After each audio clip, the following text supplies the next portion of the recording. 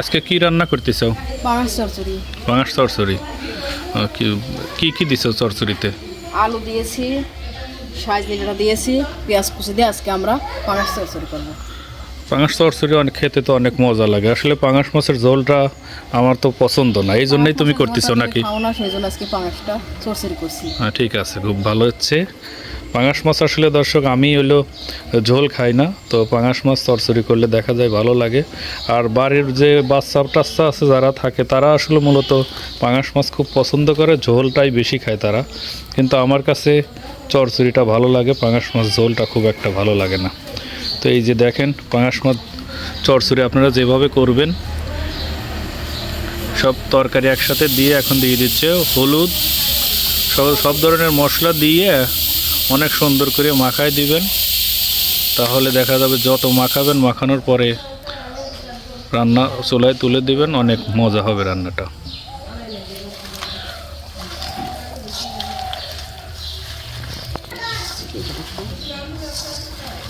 আপনারা চচ্চড়িটা এইভাবে মাখায় নেবেন, অনেক টেস্ট হবে, খেতে অনেক মজা লাগবে।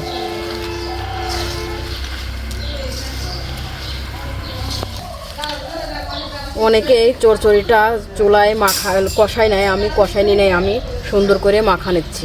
চচ্চড়িটা যত মাখাবেন তত টেস্ট হবে, অনেক মজা লাগবে। আমার মা এরকম করে চচ্চড়িটা মাখায় দেয়, অনেক টেস্ট লাগে। আমরা এরকম করে আমার মায়ের কাছ থেকে চচ্চড়িটা মাখানো শিখেছি।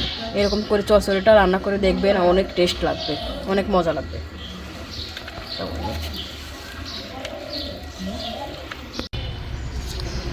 এখন আমার চচ্চড়িটা মাখানো হয়ে গেছে, এখন আমি দিয়ে দিচ্ছি পাঙাশ মাছটা।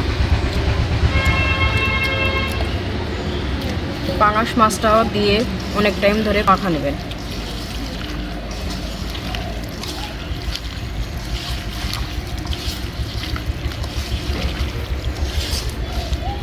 এখন আমার মাছটা মাখানো হয়ে গেছে, এখন আমরা পরিমাণ মতো পানি দিয়ে নিচ্ছি।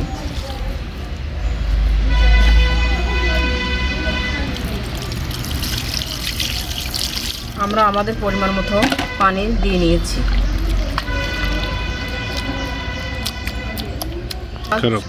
এখন আমরা চুলায় তুলে দিচ্ছি, হয়ে যাবে মাছ চচ্চড়ি।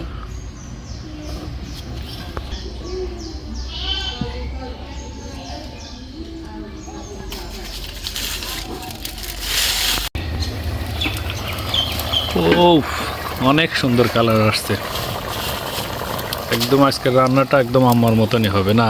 আম্মা যেভাবে রান্না করে সেই রকমই কালার আসছে, টেস্টটা ওই রকমই হবে। তারপরে মায়ের হাতের রান্নার স্বাদকে আমরা ওই রকম করে রান্না করতে পারবো না, অনেক সুন্দর হয়েছে। দেখেন দর্শক, কালারটা কি সম্মানীয় দর্শক, দেখেন তরকারিটা আমাদের প্রায় হয়ে যাচ্ছে।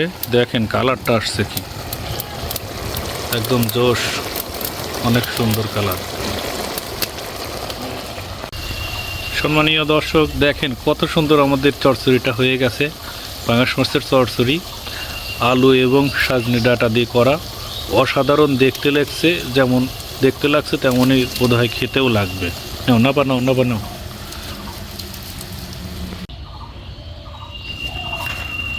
উফ, দেখেন দর্শক কত সুন্দর লাগছে, খেতে অবশ্যই অনেক মজা হবে।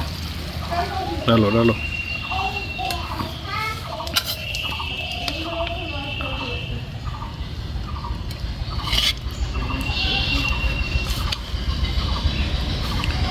অসাধারণ।